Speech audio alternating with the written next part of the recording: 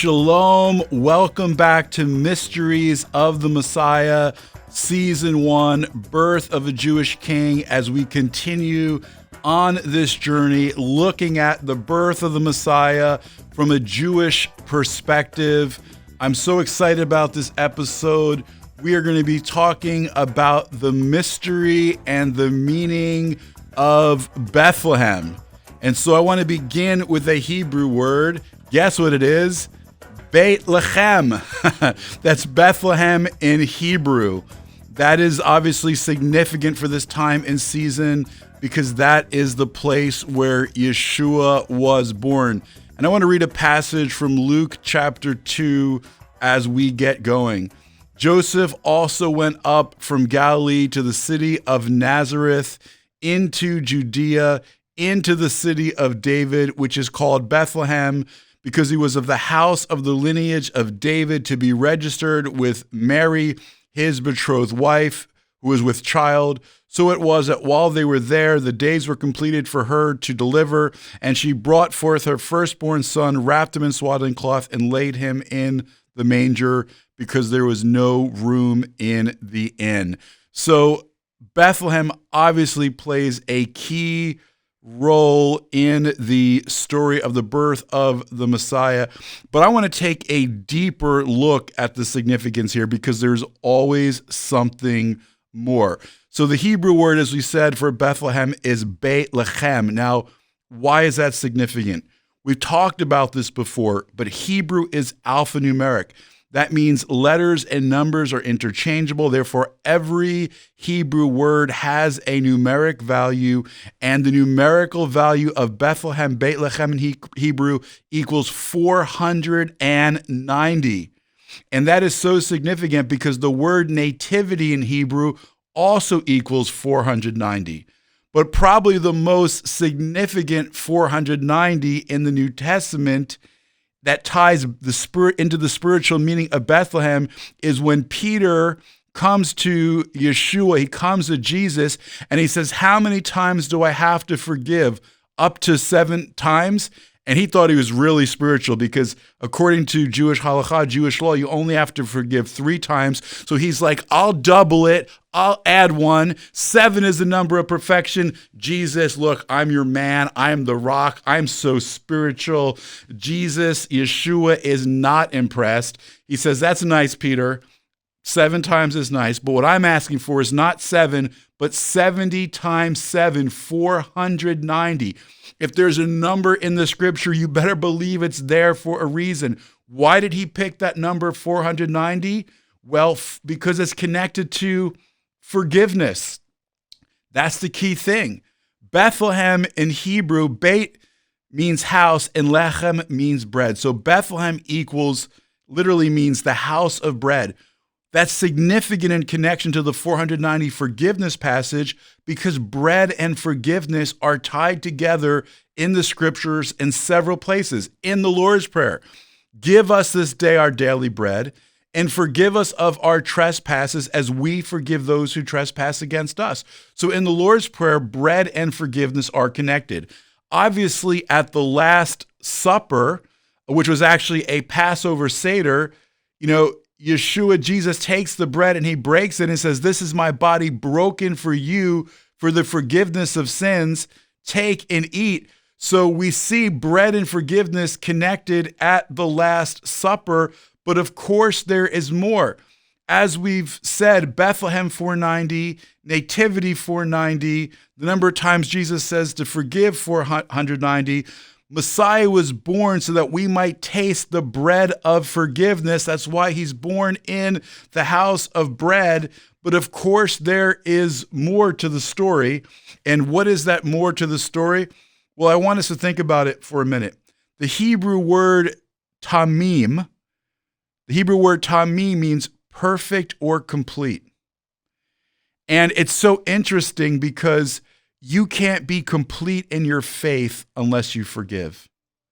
And of course, there is even more there because of the fact that we have to understand that the Passover lambs had to be tamim.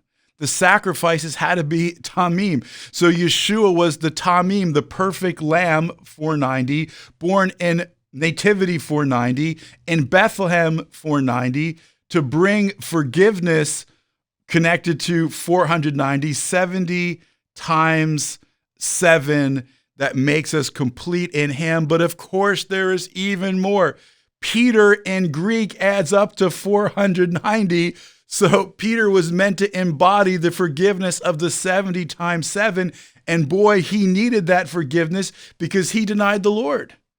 And so that overwhelming, abundant forgiveness he experiences in his own life.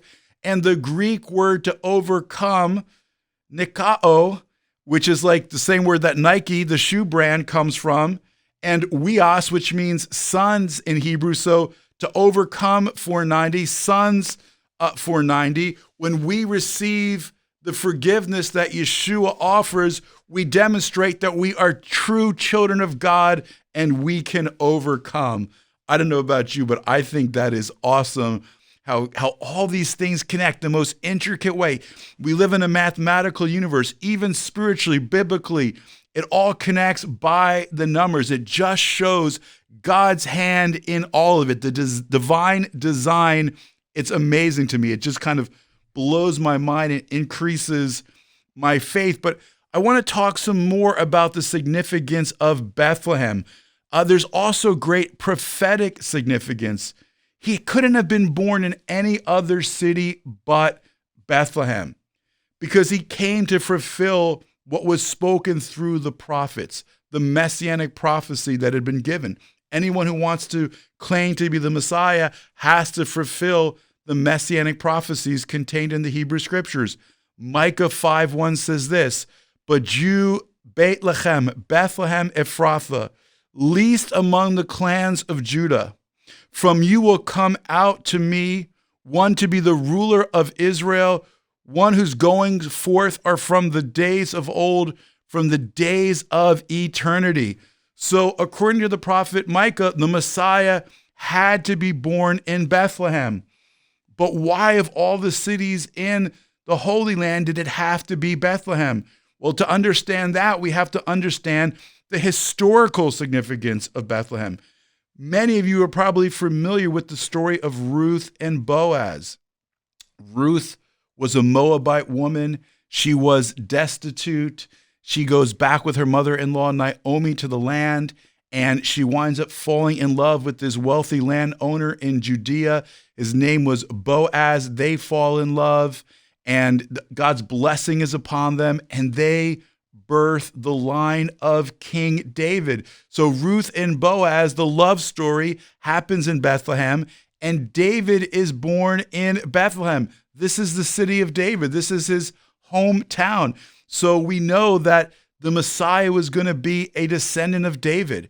God makes the Davidic Covenant a promise that 2 Samuel chapter 7, verse 6 and 17, he says, "So your house and your kingship will be secure forever before you. Your throne will be established forever." Just so Nathan spoke all these words and all this vision to David. So God makes an eternal covenant with David, who comes from the city of Bethlehem. So the Messiah was going to be the greater than David. In the New Testament, he's called literally, when people see him who believe he's the Messiah, what's the title that they ascribe to him? Ben David in Hebrew. Ben David. Ben is son. David is David. Son of David. Son of David. It's a messianic title. They're saying you are the descendant of David who's going to be the Messiah, who's going to sit and rule on his throne and establish the messianic kingdom. Jesus, Yeshua, is the promised son of David. So the historical significance, the prophetic significance, but there's still even more spiritual significance to Bethlehem. As we said, Bethlehem, Beit Lechem in Hebrew means the house of bread. Bread equals sustenance biblically. And what we have to understand is that it ties back to and is associated with the Garden of Eden, because it's believed that in the Garden of Eden, according to Jewish tradition, bread actually grew on trees, because it's only after the curse, after the fall, and God curses creation, that man has to earn his bread by the sweat of his brow. So according to Jewish tradition, bread grew on trees in the Garden of Eden. And in the messianic kingdom, it's believed that bread once again will grow on trees, or maybe it's a metaphor for God supernaturally providing us our bread. We won't have to work for bread anymore. God will bless us with it, like the manna that came down from heaven in the desert for the children of Israel, but only better. And so what does this show?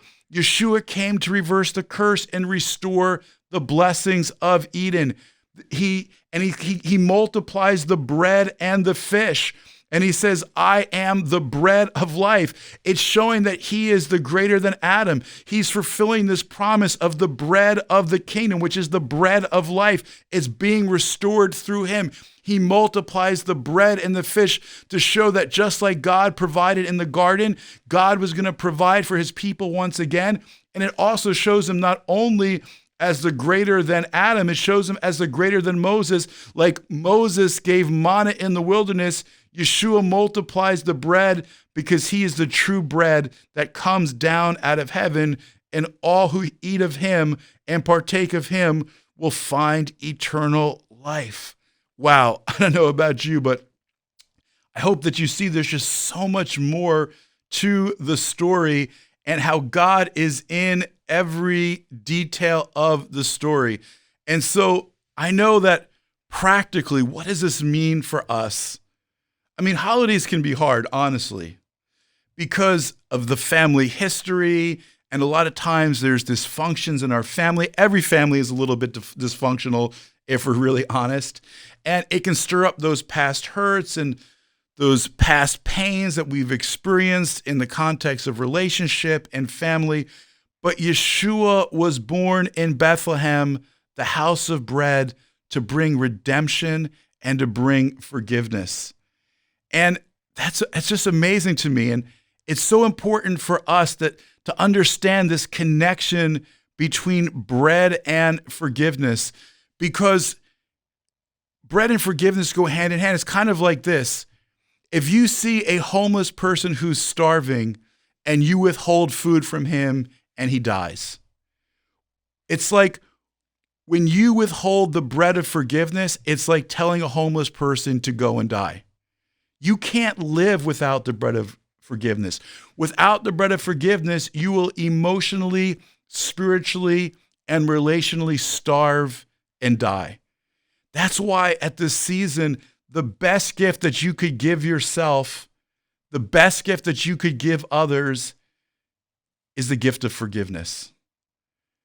Forgive yourself because the Lord has forgiven you. Forgive the people around you because it's not just for their sake, it's for your sake. It's kind of like the movie Weekend at Bernie's. He carries around the dead body. If you don't forgive, you're carrying around that dead body with you, and it stinks. Forgiveness is the key that unchains you and sets you free. When we don't forgive, we victimize ourselves all over again, and we can't get a release from those past hurts and pains. So it's not just for the sake of the other person, it's for your sake. Because forgiveness is not an elective, it's a requirement. We have been forgiven, so we need to forgive also. And another beautiful way to understand it is like this. Joseph had two sons in the land of Egypt. Remember, Joseph had been rejected by his brothers, sold into slavery, and he has two sons. The first is named Manasseh, which means I've forgotten the pain of my past. And the second is Ephraim, which means double fruitfulness. See, you can't be fruitful unless you first forgive and forget. When you forgive and forget, then you can be fruitful. But when there's unforgiveness, it poisons the fruit at the root. Don't poison the fruit at the root and make everything in your life bitter. But when you forgive, there is such a freedom.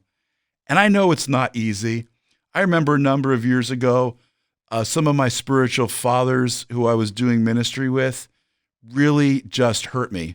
You know, they wound up firing me. And I was so hurt by it. And I really felt that I hadn't done anything wrong. And so I went to the Lord and I was like, Lord, this isn't fair. And the Lord told me I needed to write them a letter and asking them forgiveness. I said, I have to write them a letter asking them for forgiveness? What are you talking about?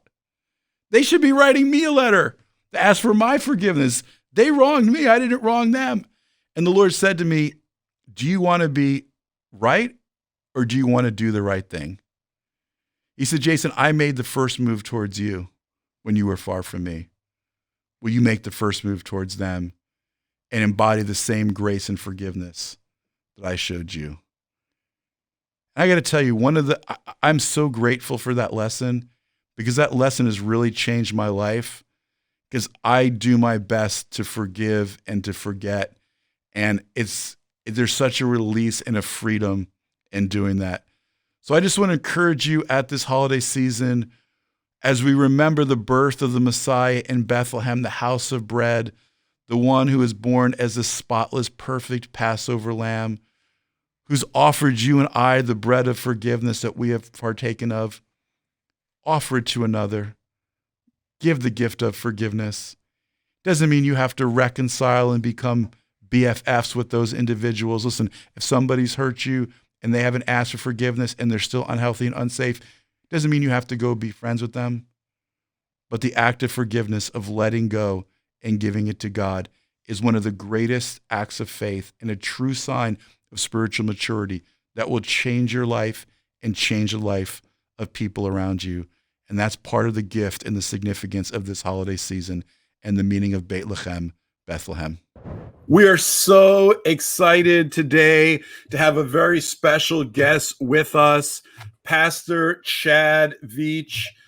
Chad, it is so great. We're so excited to have you here with us today. As we kind of jump in and talk a little bit, can you share with us a little bit about your ministry here and the work you're doing in Los Angeles and in Hollywood? You're making such a huge impact in the lives of especially so many young people.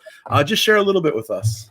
Well, first of all, it is a massive honor to be here on your program. Thank you for having me on your podcast. But, just like yourself, we're just trying to serve our city. I think wherever you are, you should be totally present and come to add value. And so our church right now is 5 years old. And we moved here 6 years ago to start the church. Took a year to set up and get ready. And then we've been going for 5 years. And so, we're just trying to come alongside the already amazing churches that are here in the city, the already amazing organizations that are here in Los Angeles, and trying to do our best and do our part to add value, serve the people of LA. And so we have tons of, like everybody else, tons of different outreaches, trying to feed people, clothe people, help people, serve people, get people free. And it is an awesome sight to behold in what I think is God's favorite city in the world. No other city can say it's the city of angels. That's right. And the name of your church is ZOE Church, right? ZOE Church, a Greek word, of course, for the abundant life. I grew up, I'm a pastor's kid, so I grew up with abundant living, Christian faith center and abundant life, blah, blah, blah. And I just go, you know what? We're going to call it ZOE. 3 letters, ZOE. John 10:10. That's right. 3 letters. So, we're called ZOE Church. That's so good. The first time that I went to Israel, it radically impacted my life in the way that I understood the scripture. And that's why I love taking groups to Israel. It's the reason why we wrote the book, The Rock, the Road, and the Rabbi. I know you have been to Israel, and I wanted to ask you, how is going to Israel, how did it impact your life in the way that you understand scripture? Well, it really did. I felt like when I went to Israel, I moved out of a black and white TV into 4K HD. It was like the Bible, boom, came to life and came into color, high definition. And so, to stand there and see, there's the Garden of Gethsemane. This is where he was betrayed. This is his tomb. To stand there and go, we think David saw Bathsheba from here. Just on and on and on and on and on. And just, the Bible is this distant archaic book until you stand there in real life and the history of, the whole thing from the front to the back is standing right there in front of you. So it's moving, it's emotional, it's spiritually invigorating. And I think it's life transforming. Yeah. Now, can you share with me maybe, and everyone who's listening, I mean, you go to Israel, you see so many amazing sights, right? So it's not really even a fair question to ask, what is your favorite spot or two? But really, was there a place or a couple places where it was kind of emotional, or you really felt a special connection or the presence of God, or God spoke to you in some way? The real moment for me, it's a great question. The real moment for me was the Garden of Gethsemane. And I don't know why, but it's an emotional, here you see Jesus crying. Here you see Jesus praying. You see him in anguish. You see him in the wrestle. God gives him a no to his prayer. God answers his prayer, in silence with a no. And that was an emotional time for me. That was a moment being there for the first time. I'll never forget. I was very moved by that, to go, God, help me be someone like your son Jesus, that always at the end of the day concludes, not my will be done, but yours. Help me to be a man of surrender. So that was a very moving time. It stood out the most out of the entire visit to Israel. Yeah, it is definitely one of my favorite spots as well. It is just so powerful to be there. And just, one of the things that always strikes me when I go there is a lot of people don't even think about, why he needed to be going through that kind of taking, that kind of pressing in the midst of a garden. And it's because it all began in the garden. Sin entered the world when man stole from a tree in the garden. So the fall happened in the garden. So God brings it back to both the Garden of Gethsemane, right, where he has to go through the pressing in order for the blessing to be brought forth. And it's such a beautiful, idea. Even this idea of a lot of people don't know, why take this cup from me 3 times. It's because olives went through 3 pressings. Each time more weight was added to get more of the oil out of it. And so like each time he's praying, more of the weight and the burden of sin is being added to him and what he's bearing for you and I, which is such a demonstration of his love for us, right? It's powerful. I felt alive when I was there. I just felt like there was something happened. It's a spiritual renewal, a spiritual revival. And, again, I'm a pastor's kid. I've been to, conferences my whole life, prayer meetings, Sunday mornings, Wednesday nights, you name it, retreats, prayer meetings, blah, blah, blah, blah. There was nothing that I have ever experienced like going there. Yeah, I mean, and that's every time I go there or I go with people there, I don't think I've ever been with someone that didn't encounter God in some new way or hear his voice in some new way when they've walked in the footsteps of the Messiah and in the great men and women of faith that have gone before us. That's it. 100%. Couldn't agree more. I wrote a book called Help. I work with people. And it's not from the negative, help, I work with people. Right. It's more the Apostle Paul. Paul's so brilliant.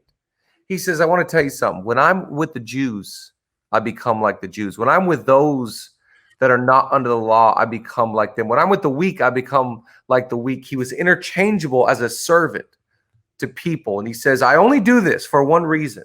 Don't get it twisted. I become all things to all people only so that I can win them. Win them not to myself, but win them over to God.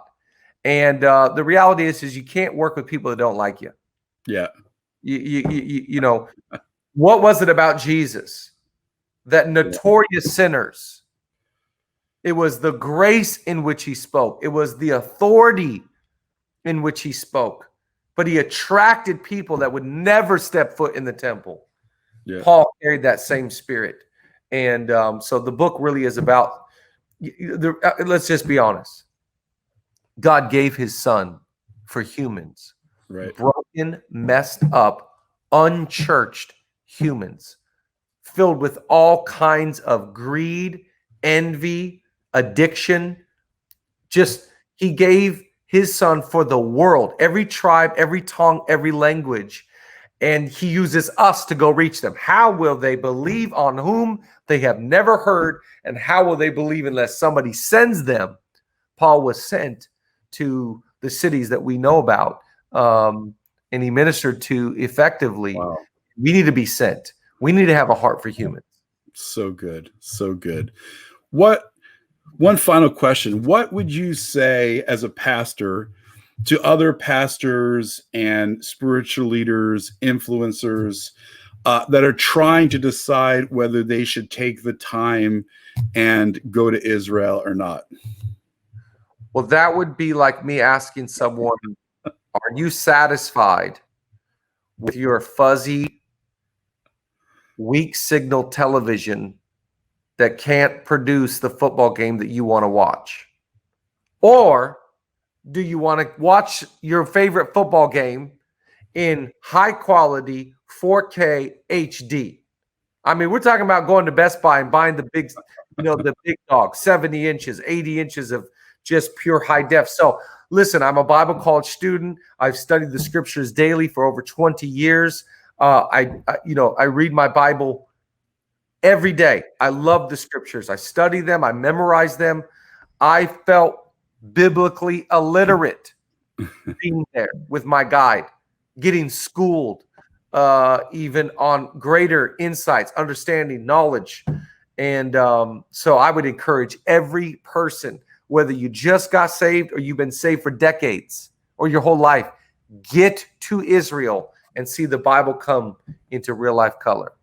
Wow. Yeah, it definitely will change your life when you go. And that's a good word. So I want to thank you for taking the time for being with us, to be with us.